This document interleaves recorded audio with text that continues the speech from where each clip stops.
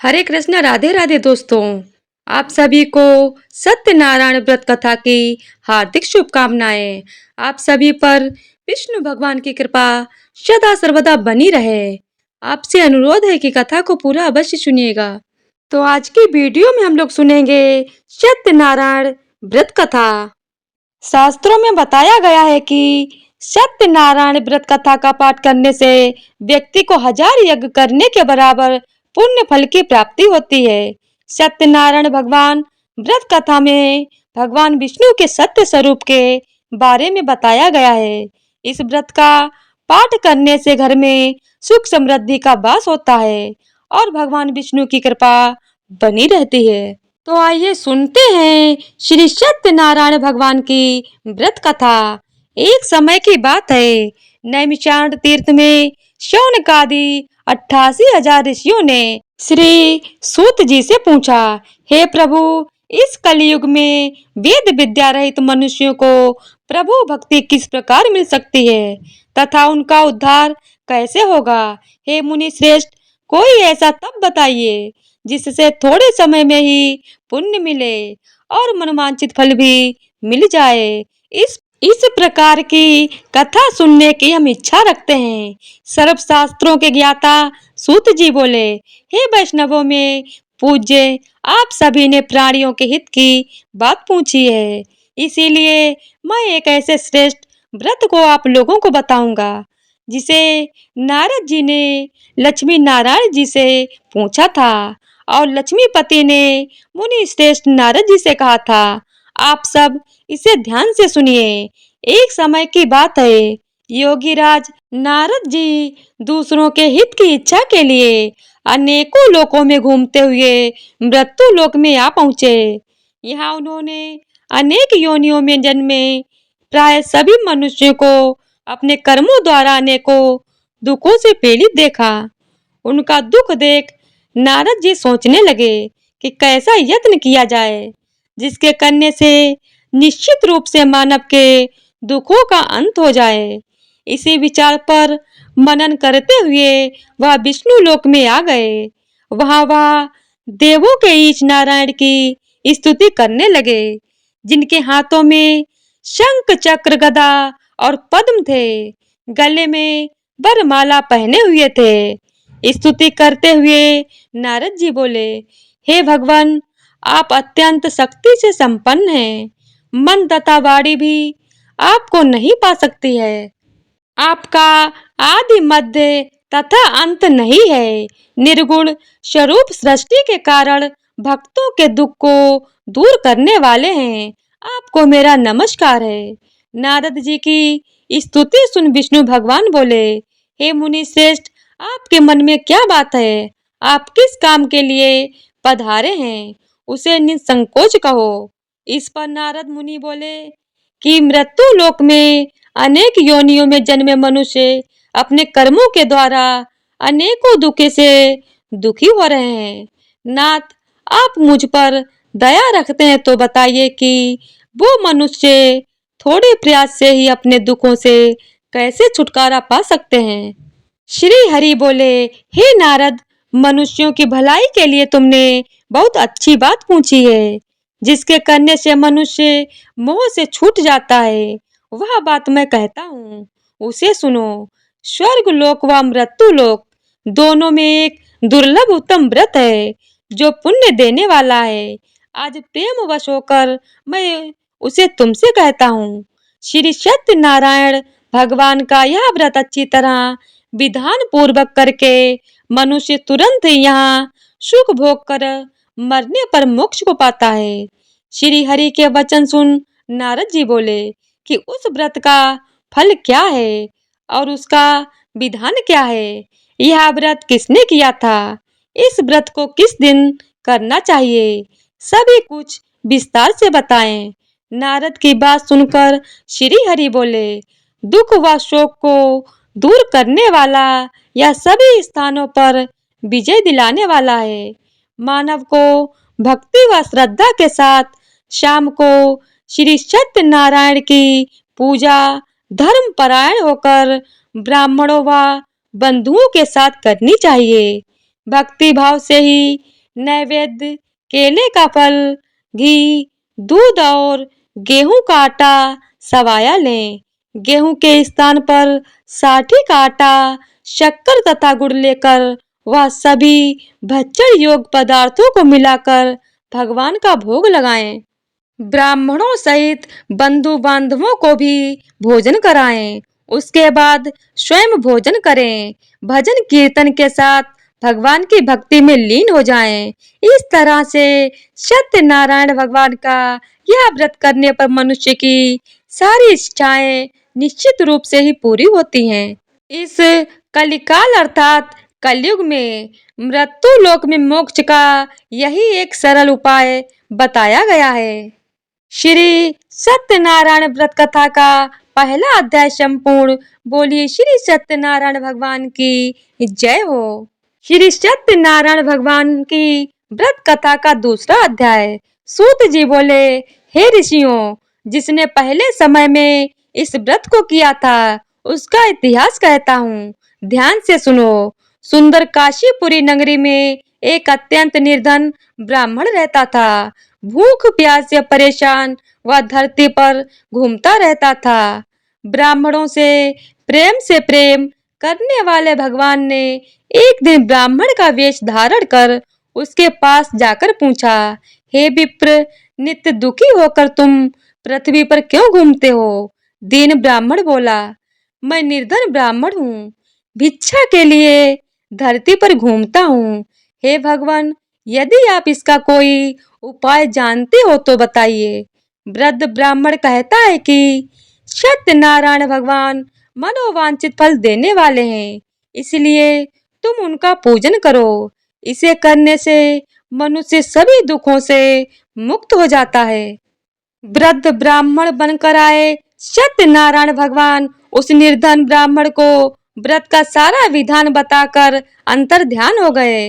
ब्राह्मण मन ही मन सोचने लगा कि जिस व्रत को वृद्ध ब्राह्मण करने को कह गया है, मैं उसे जरूर करूंगा। यह निश्चय करने के बाद उसे रात में नींद नहीं आई। वह सवेरे उठकर सत्यनारायण भगवान के व्रत का निश्चय कर भिक्षा के लिए चला गया। उस दिन निर्धन ब्राह्मण को भिक्षा में बहुत धन मिला, जिससे उसने बंधु बांधवों के साथ मिलकर श्री सत्यनारायण भगवान का व्रत संपन्न किया। भगवान सत्यनारायण का व्रत संपन्न करने के बाद वह निर्धन ब्राह्मण सभी दुखों से छूट गया और अनेक प्रकार की संपत्तियों से युक्त हो गया। उसी समय से यह ब्राह्मण हर माह इस व्रत को करने लगा। इस तरह से सत्यनारायण भगवान के व्रत को जो मनुष्य करेगा वह सभी प्रकार के पापों से छूटकर मोक्ष को प्राप्त होगा। जो मनुष्य इस व्रत को करेगा वह भी सभी दुखों से मुक्त हो जाएगा। सूत जी बोले कि इस तरह से नारद जी से नारायण जी का कहा हुआ श्री सत्यनारायण व्रत को मैंने तुमसे कहा है। हे विप्रो, मैं अब और क्या कहूँ? ऋषि बोले, हे मुनिवर, संसार में उस विप्र से सुनकर और किस किस ने इस व्रत को किया, हम सब इस बात को सुनना चाहते हैं। इसके लिए हमारे मन में श्रद्धा का भाव है। सूत जी बोले, हे मुनियों, जिसने इस व्रत को किया वे सब सुनो। एक समय वही विप्र धन व ऐश्वर्य के अनुसार अपने बंधु बांधवों के साथ इस व्रत को करने को तैयार हुआ। उसी समय एक लकड़ी बेचने वाला बूढ़ा आदमी आया और लकड़ियां बाहर रखकर अंदर ब्राह्मण के घर में गया। प्यास से दुखी हुआ लकड़हारा उनको व्रत करते देख विप्र को नमस्कार कर पूछने लगा कि आप यह क्या कर रहे हो? तो उन्होंने बताया कि वह व्रत कर रहा हूँ तथा इसे करने से क्या फल मिलेगा, कृपया मुझे भी बताएं। ब्राह्मण ने कहा कि सब मनोकामनाओं को पूरा करने वाला यह श्री सत्यनारायण भगवान का व्रत है। इनकी कृपा से ही मेरे घर में धन्य धान्य आदि की वृद्धि हुई है। विप्र से सत्यनारायण व्रत या व्रत या कथा के बारे में जानकर लकड़हारा बहुत प्रसन्न हुआ। चरणामृत लेकर वह प्रसाद खाने के बाद वह अपने घर गया। लकड़हारे ने अपने मन में संकल्प किया कि आज लकड़ी बेचने से जो धन मिलेगा उसी से श्री सत्यनारायण भगवान का उत्तम व्रत करूंगा। मन में इस विचार को ले बूढ़ा आदमी सर पर लकड़ियां रख उस नगर में बेचने गया जहाँ धनी लोग ज्यादा रहते थे। उस नगर में उसे अपनी लकड़ियों का दाम पहले से 4 गुना अधिक मिलता है। बूढ़ा प्रसन्नता के साथ दाम लेकर केले, शक्कर, घी, दूध, दही और गेहूं का आटा ले और सत्यनारायण भगवान के व्रत की अन्य सामग्रियां लेकर अपने घर गया। वहां उसने अपने बंधु बांधवों को बुलाकर विधि विधान से श्री सत्यनारायण भगवान का पूजन और व्रत किया। इस व्रत के प्रभाव से वह बूढ़ा लकड़हारा धन पुत्र आदि से युक्त होकर संसार के समस्त सुख भोग कर अंत काल में बैकुंठ धाम चला गया।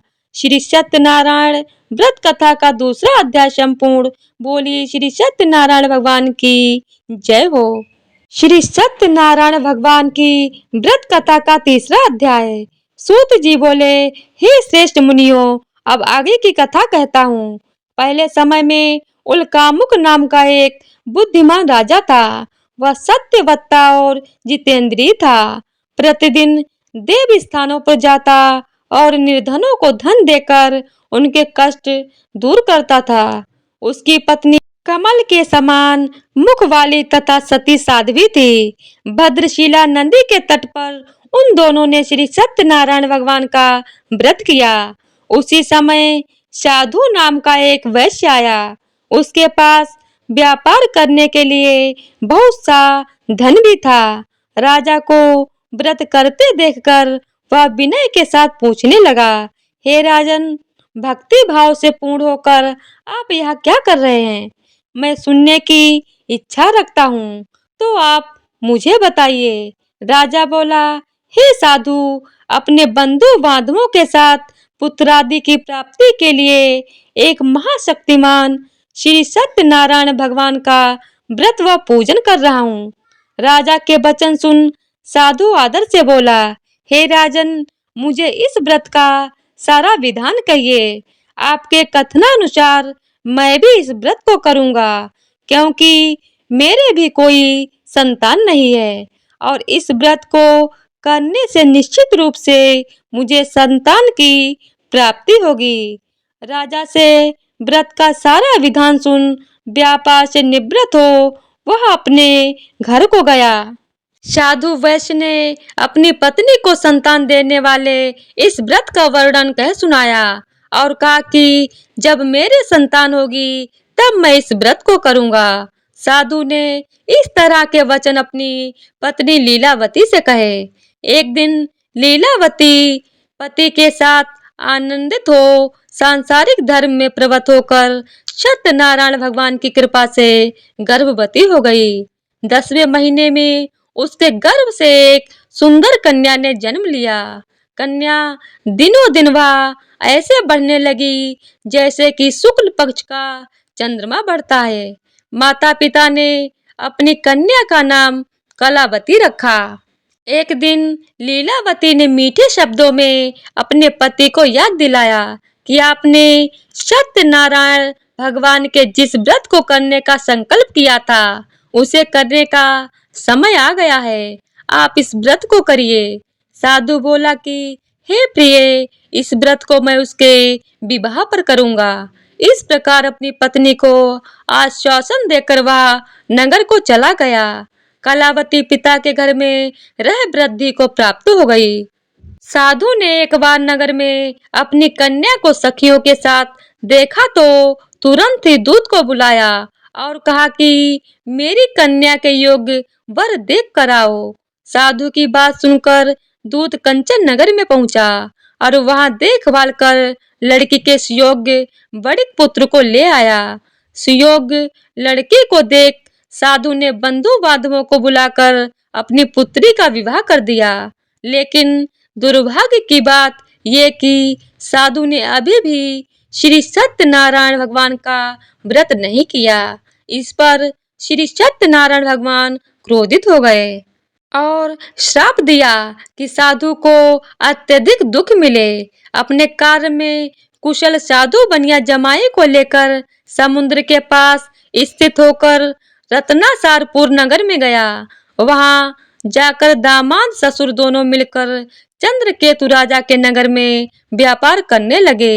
एक दिन भगवान सत्यनारायण की माया से एक चोर राजा का धन चुराकर भाग रहा था।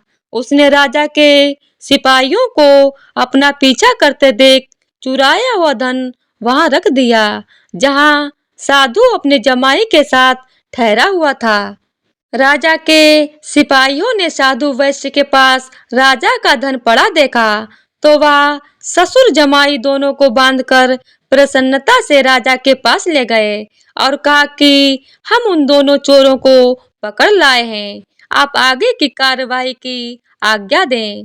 राजा की आज्ञा से उन दोनों को कठिन कारावास में डाल दिया गया और उनका सारा धन भी उनसे छीन लिया गया। श्री सत्यनारायण भगवान के श्राप से साधु की पत्नी भी बहुत दुखी हुई। घर में जो धन रखा था उसे चोर चुरा ले गए। शारीरिक तथा मानसिक पीड़ा व भूख प्यास से अति दुखी होने की चिंता में कलावती एक दिन एक ब्राह्मण के घर गई। वहां उसने श्री सत्यनारायण भगवान का व्रत होते देखा, फिर कथा सुनी। वह प्रसाद ग्रहण कर वह रात को घर वापस आई। माता ने कलावती से पूछा कि हे पुत्री, अब तक तुम कहाँ थी? तेरे मन में क्या है? कलावती ने अपनी माता से कहा, हे माता, मैंने एक ब्राह्मण के घर में श्री सत्यनारायण भगवान का व्रत देखा है। कन्या के वचन सुन लीलावती भगवान के पूजन की तैयारी करने लगी। लीलावती ने परिवार व बंधुओं सहित सत्यनारायण भगवान का पूजन किया और उनसे वर मांगा कि मेरे पति तथा जमाई शीघ्र घर आ जाएं। साथ ही यह भी प्रार्थना की कि हम सबका अपराध क्षमा करें। श्री सत्यनारायण भगवान इस व्रत से संतुष्ट हो गए और राजा चंद्रकेतु को सपने में दर्शन देकर कहा कि हे राजन, तुम उन दोनों वैश्यों को छोड़ दो और तुमने उनका जो धन लिया है उसे वापस कर दो। अगर ऐसा नहीं किया तो मैं तुम्हारा धन, राज्य व संतान सभी को नष्ट कर दूंगा। राजा को यह सब कहकर वह अंतर ध्यान हो गए।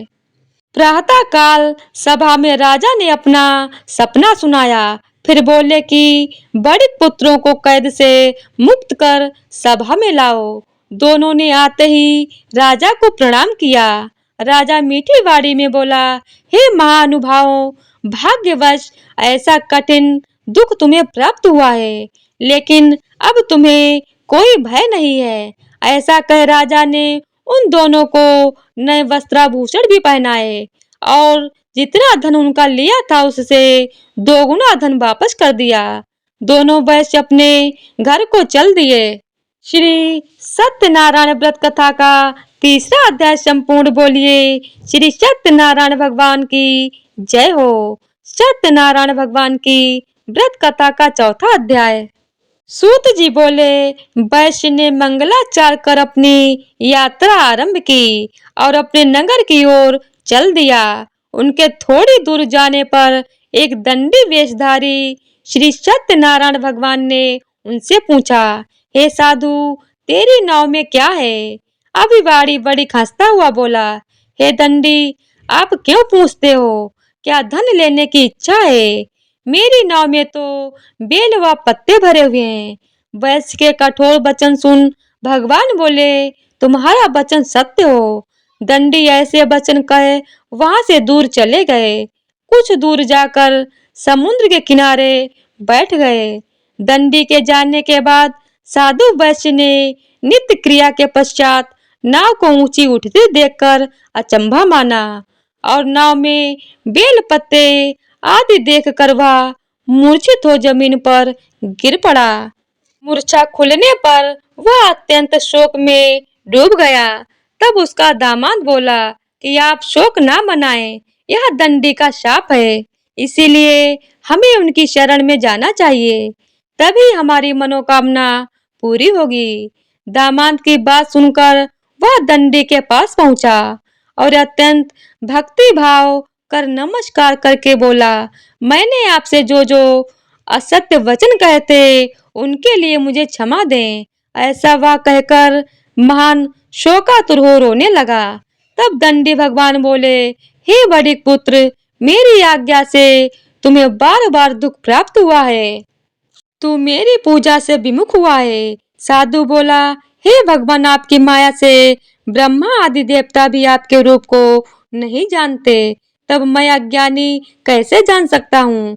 आप प्रसन्न होइए, अब मैं सामर्थ्य के अनुसार आपकी पूजा करूँगा। मेरी रक्षा करो और पहले के समान नौका में धन भर दो। साधु वैश्य के भक्ति पूर्वक वचन सुनकर भगवान प्रसन्न हो गए और उसकी इच्छा अनुसार वरदान देकर अंतर ध्यान हो गए। ससुर जमाई जब नाव पर आए तो नाव धन से भरी हुई थी। फिर वहीं अपने अन्य साथियों के साथ श्री सत्यनारायण भगवान का पूजन कर अपने नगर को चल दिए। जब नगर के नजदीक पहुंचे तो दूत को घर पर खबर करने के लिए भेज दिया। दूत साधु की पत्नी को प्रणाम कर कहता है कि मालिक अपने दामाद सहित नगर के निकट आ गए हैं। दूत की बात सुन साधु की पत्नी लीलावती ने बड़े हर्ष के साथ सत्यनारायण भगवान का पूजन कर अपनी पुत्री कलावती से कहा कि मैं अपने पति के दर्शन को जाती हूँ, तो कार्य पूर्ण कर शीघ्र आ जाना। माता के ऐसे वचन सुन कलावती जल्दी में प्रसाद छोड़ अपने पति के पास चली गई। प्रसाद की अवज्ञा के कारण श्री सत्यनारायण भगवान रुष्ट हो गए और नाव सहित उसके पति को पानी में डुबो दिया। कलावती अपने पति को वहां न पाकर रोती हुई जमीन पर गिर गई। नौका को डूबा हुआ देख वह कन्या को रोता देख साधु दुखी होकर बोला कि हे प्रभु, मुझसे तथा मेरे परिवार से जो भूल हुई है उसे क्षमा करें। साधु के दीन वचन सुनकर श्री सत्यनारायण भगवान प्रसन्न हो गए और आकाशवाणी हुई, हे साधु, तेरी कन्या ने मेरे प्रसाद को छोड़कर आई है, इसीलिए उसका पति अदृश्य हो गया है। यदि वह घर जाकर प्रसाद खाकर लौटती है तो इसे इसका पति अवश्य मिलेगा। ऐसी आकाशवाणी सुन कलावती घर पहुंचकर प्रसाद खाती है और फिर आकर अपने पति के दर्शन करती है। इसके बाद साधु अपने बंधु बांधवों सहित श्री सत्यनारायण भगवान का विधि विधान से पूजन करता है। इस लोक का सुख भोग वह अंत में स्वर्ग लोक जाता है। श्री सत्यनारायण व्रत कथा का चौथा अध्याय संपूर्ण। बोलिए श्री सत्यनारायण भगवान की जय हो। सत्यनारायण भगवान की व्रत कथा का 5वां अध्याय। सूत जी बोले, हे ऋषियों, मैं और भी एक कथा सुनाता हूँ, उसे भी ध्यान पूर्वक सुनो। प्रजा पालन में लीन तुंगध्वज नाम का एक राजा था। उसने भी भगवान का प्रसाद त्याग कर बहुत ही नुकसान किया। एक बार वन में जाकर वन पशुओं को मारकर वह बड़ के पेड़ के नीचे बैठ गया। वहां उसने ग्वालों को भक्ति भाव से अपने बंधुओं सहित सत्यनारायण भगवान का पूजन करते देखा। अभिमानवश राजा ने उन्हें देखकर भी पूजा स्थान में नहीं गया और ना ही उसने भगवान को नमस्कार किया। ग्वालों ने राजा को प्रसाद दिया, लेकिन उसने वह प्रसाद नहीं खाया और प्रसाद को वहीं छोड़कर अपने नगर को चला गया। जब वह नगर में पहुंचा तो वहां सब कुछ तहस नहस हुआ पाया, तो वह शीघ्र ही समझ गया कि यह सब भगवान ने ही किया है। वह दोबारा ग्वालों के पास पहुंचा और विधि पूर्वक पूजा करके प्रसाद खाया, तो श्री सत्यनारायण भगवान की कृपा से सब कुछ पहले जैसा हो गया। दीर्घ काल तक सुख भोगने के बाद मरणोपरांत उसे स्वर्ग लोक की प्राप्ति हुई। जो मनुष्य परम दुर्लभ इस व्रत को करेगा तो भगवान सत्यनारायण की अनुकंपा से उसे धन धान्य की प्राप्ति होगी। निर्धन धनी हो जाता है और भय मुक्त हो जीवन जीता है। संतानहीन मनुष्य को संतान सुख मिलता है और सारे मनोरथ पूर्ण होने पर मानव अंत काल में वैकुंठ धाम को जाता है। सूत जी बोले, जिन्होंने पहले इस व्रत को किया है अब उनके दूसरे जन्म की कथा कहता हूँ। वृद्ध शतानंद ब्राह्मण ने सुदामा का जन्म लेकर मोक्ष की प्राप्ति की। लकड़हारे ने अगले जन्म में निषाद बनकर मोक्ष प्राप्त किया। कामुक नाम का राजा दशरथ होकर बैकुंठ को गए। साधु नाम के वैश्य ने मोरत ध्वज बनकर अपने पुत्र को आरे से चीरकर मोक्ष पाया। महाराज तुंगत ध्वज ने स्वयंभू होकर भगवान में भक्ति युक्त हो कर्म कर मोक्ष पाया। श्री सत्यनारायण व्रत कथा का 5वां अध्याय संपूर्ण। बोलिए श्री सत्यनारायण भगवान की जय हो। तो इसी तरह से श्री सत्यनारायण भगवान की व्रत कथा संपूर्ण होती है। बोलिए जय श्री हरि। विष्णु भगवान की जय हो। ओम नमो भगवते वासुदेवाय नमः। श्री सत्यनारायण भगवान की जय हो। तो आइए अब सत्यनारायण भगवान की आरती करते हैं। जय लक्ष्मी रमुणा स्वामी, जय लक्ष्मी रमुणा सत्यनारायण स्वामी, जन पातक हरिणा। ओम जय लक्ष्मी रमुणा। रतन जड़ित सिंहासन अद्भुत छवि राजे, नारद करत निराजन घंटा ध्वनि बाजे। ओम जय लक्ष्मी रमुणा। प्रकट भये कली कारण तुझको दर्श दियो, बूढ़ा ब्राह्मण बने करे कंचन महल कियो। ओम जय लक्ष्मी रमुणा। दुर्बल भील कठारो जिन पर कृपा करी, चंद्रचूड़ के राजा तिनकी विपत्ति हरी। ओम जय लक्ष्मी रमुणा। वैश्य मनोरथ पायो श्रद्धा तज दीनी, सो फल भोग्यऊ प्रभु जी फिर स्तुति कीनी। ओम जय लक्ष्मी रमुणा। भक्ति भाव के कारण छिन छिन रूप धर्यो, श्रद्धा धारण कीनी तिनको काज सरो। ओम जय लक्ष्मी रमुणा। ग्वाल बाल संग राजा वन में भक्ति करी, मन वांछित फल दीनो दीन दयाल हरि। ओम जय लक्ष्मी रमुणा। चढ़त प्रसाद सवायो कदली फल मेवा, धूप दीप तुलसी से राजी सत्य देवा। ओम जय लक्ष्मी रमुणा। सत्यनारायण जी की आरती जो कोई नर गावे, कहते शिवानंद स्वामी, कहते हरि हरे स्वामी, मन वांछित फल पावे। ओम जय लक्ष्मी रमुणा। बोली श्री सत्यनारायण भगवान की जय हो।